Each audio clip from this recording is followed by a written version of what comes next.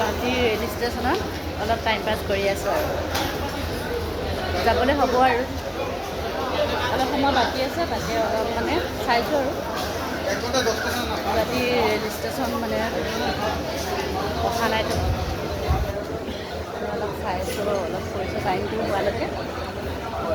মানুহবোৰ দেখিছে নহয়, কেনেকৈ মানুহ ভৰ্তি হৈ আছে, মানে হৈ আছে, কিছুমান বহিছে এনেকৈ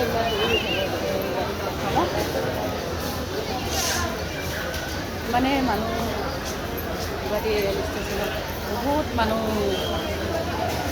বহুত ৰাতিলৈকে মানুহবিলাক ইয়াতে শুই থাকে। কিছুমানতো বহুত দেৰিকৈ যায় ট্ৰেইনত। আমি বাৰু এতিয়া 7:30 যাম, কিছুমানতো তাতকৈ বহুত দেৰিকৈ যায় যে, চব ইয়াতে এনেকৈ শুই থাকে।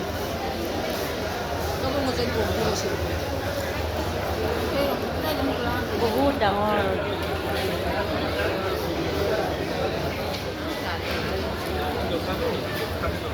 সেয়া, ইয়াত ক'তো ৰাস্তাত ৰখিব নোৱাৰিম নহয়, মানে সেই দোকানৰ পৰা ল'ৰাকেইটালৈ কিবা এটা লৈ লওঁ আৰু তাৰপিছত একেবাৰে ডিব্ৰুগড় ৰেল ষ্টেচনত পশ্চিম আৰু ঘৰ। ৰাস্তাটো একো নাপাওঁ, তাকে দোকানত সোমাই অকণমান লৈ ল'ব লাগিব।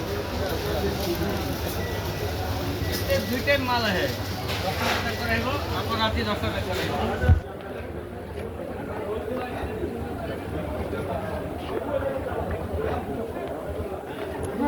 হয়, মানুহেই মানুহ।